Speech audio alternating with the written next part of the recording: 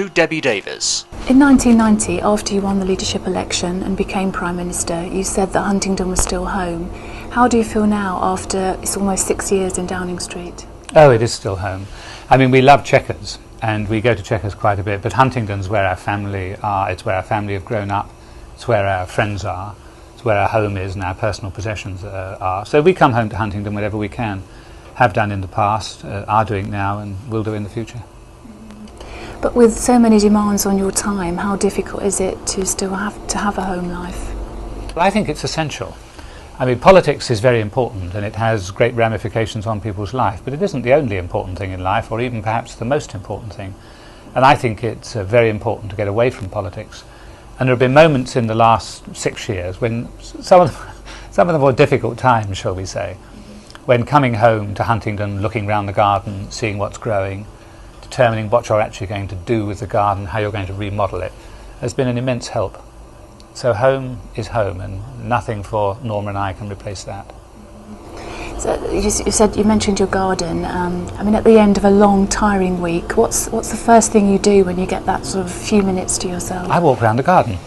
We've got quite a big garden. We've got 2 acres, and the house sits in the middle of the 2 acres. And we've done a lot to it over the last few years, and there is a fascination about planting something or having it planted and seeing how it develops. So we've done a lot to remodel the garden, and I like to wander around. How are the new hedges growing? How is the pond developing? What's happened to the fruit trees I planted? So I, every weekend, have a statutory march or two around the garden to see how it's developing. How does your family cope with your hectic lifestyle and the lack of privacy that your position as Prime Minister must inflict on their lives sometimes? Well, I think they've coped very well. I suppose as a public figure I must expect invasions of privacy, and if I did expect it, I certainly haven't been disappointed. There have been lots of invasions of privacy, and I think Norma is quite reconciled to that, and metaphorically our shoulders are broad. We're perfectly prepared to accept that.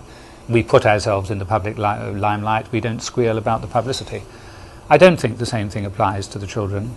The children have sometimes been subjected to publicity that I think is intrusive and unnecessary, and both Norma and I have made that clear in the past. I think some areas of the media ought to think more carefully about how they subject non-public figures, the children of public figures or people not in public life at all, to intrusive publicity. You said in the past that you pay no attention to negative opinion polls and you disregard those who have doubted your abilities. But how difficult is it to maintain a dignified silence in the face of what has been sometimes quite stinging criticism? Well, to be honest, I don't take any notice of positive opinion polls either. I think there is an imbalance in opinion polls. Increasingly, I think a lot of people are disinclined to respond to what they regard as a question of interference in their personal views. And the opinion polls have been, not just in this country but in other countries, quite wide of the mark on a number of occasions in recent years, and people say, well, how can the opinion have changed so quickly? Truth is, it hasn't. And the methodology of some of the pollsters simply takes no account of people who won't answer or don't answer and what their natural opinion might be. As far as the criticism is concerned, yes, in the early days the criticism hurt, that is true. But you have to put up with that. You can't expect people to say everything you do is right. This is a very adversarial political system in our country, perhaps the most adversarial political system anywhere in the world. Somebody once said, if you don't like the heat, get out of the kitchen. Well, I do like the heat, and I intend to stay in the kitchen. Here in Huntingdon, the opinion polls have tended to show, even when the government has come under fire, that you have still maintained your popularity. Why do you think that is? Well, most people around the country get a view of their public figures only partly at first hand and partly at second hand. They get the impersonal second-hand presentation of what they read about public figures and what they see of public figures on official engagements. In Huntingdon, for good or ill, by and large people know me. I've been here a long time. I was here before I became a Member of Parliament as a candidate. I've been here as the Member of Parliament since 1979, and I've always seen that as something quite apart from being a minister or being Prime Minister. So people know me, they know my family. I think they take a judgment based on what they see. We're here today at the offices of ETV, a television company that's in the heart of the East Anglian region. Do you think that the regional press are more or less fair in their reporting? Oh, I think the regional press are very good. I mean, I suppose one ought not to generalise. I can't claim I would enjoy everything I read in regional press going around the country. But I do think that the regional press is usually at a very, very high standard, and I think it actually reflects the things people are really interested in. You see, we're not really in this country a political country. We are actually quite an apolitical country, and the national media has this enormous dominance of national politics. And to be truthful, I think a lot of it just washes over people.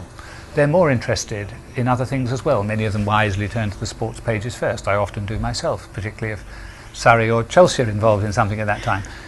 And I think in the regional and local media, they touch upon things that people have a greater interest in. They know that place, they know that person, they're concerned with that event.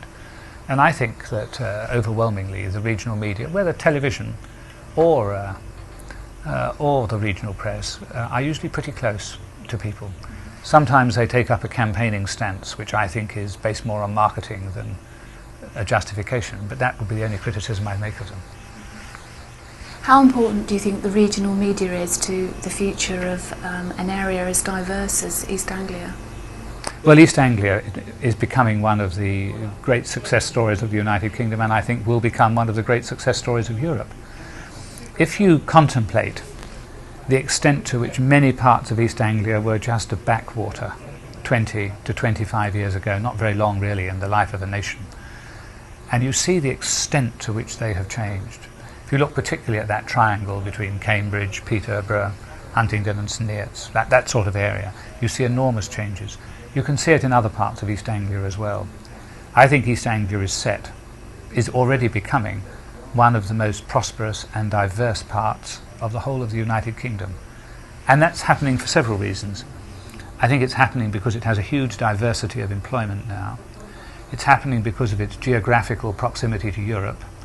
And it's happening because the development of the infrastructure in Eastern area, A1, M11, electrification of the line, opening of Stansted Airport, Cambridge Airport, is providing it with all it needs for the attraction of capital and investment and jobs and prosperity. So I think East Anglia is set very fair both for the present and for the long-term future. A regional radio licence is currently being advertised in the area. How important do you think that area of expansion is within the industry? Well, I think it's inevitable. People are concerned about their local area. I mean, to take it back a few years, many people questioned whether local regional radio would really take off, but it has. They questioned a little before that whether regional television over a whole region would take off. Well, it has. They questioned whether satellite television would work. Well, it has. And I think much more localised television is going to work as well. The technology is getting better. Access to it is becoming more widespread. The cost of it for the consumer is becoming cheaper. I think the development is an inevitability. Do you think regional radio has a real part to play in representing the views and the tastes of people, in the area? Yeah, I do. Yes, of course. Absolutely. I think it does. I don't think you can represent the tastes of a diverse nation like the British from London. Self-evidently not. One of the most striking things I've noticed over the past few years is there I have been at Westminster. We've had some great controversy. It has dominated the interest of Fleet Street and ITN and BBC, absolutely dominated to the exclusion of almost all other things. And on Fridays I tend to go out and about around the country. And I get back to Huntingdon, or I'm in Blackburn, or I'm in Glasgow, or I'm in Cardiff. Quite different things are concerning them. They've observed what's going on, but in some curious way it seems a little adrift. It's apart, it washes over them in many ways, and politicians get too fetishist about these short-term political squabbles. Out in the country people have different interests, and regional radio and television tends more to reflect that.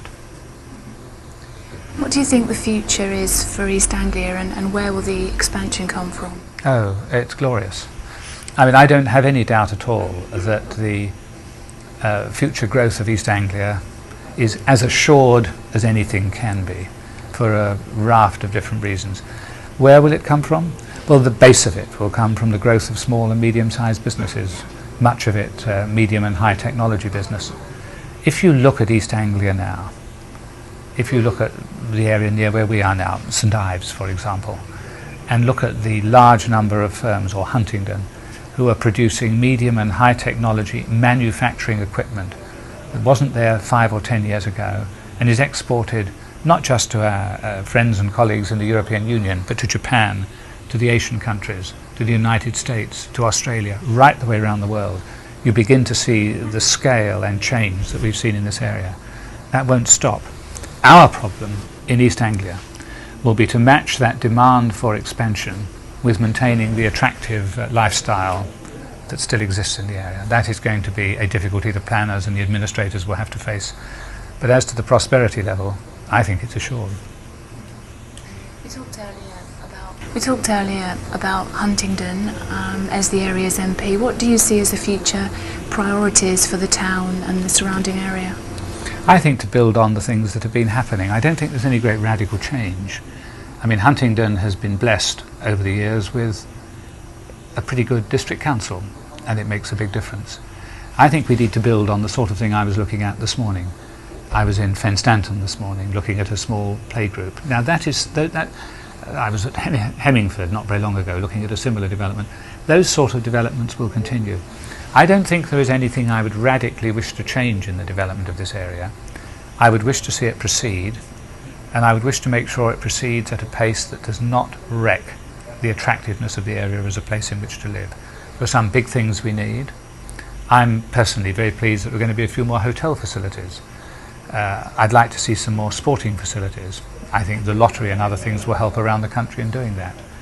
I'm very pleased at some of the innovative education changes that have been made under, well, frankly, under political control of all parties over the past 10 or 15 years in Huntingdon. So I think I would see that sort of evolutionary change, but I don't wish nor expect to see anything radical and revolutionary in terms of changing Huntingdon. Huntingdon's coming along very nicely. Considering your many commitments, do you still feel that you can adequately serve Huntingdon as MP? Sure, this is home. I mean, I was a Member of Parliament for Huntingdon long before I was a minister, and I will no doubt be a resident of Huntingdon, in politics perhaps, and even beyond politics, for a very long time to come. I think we will probably live here for good.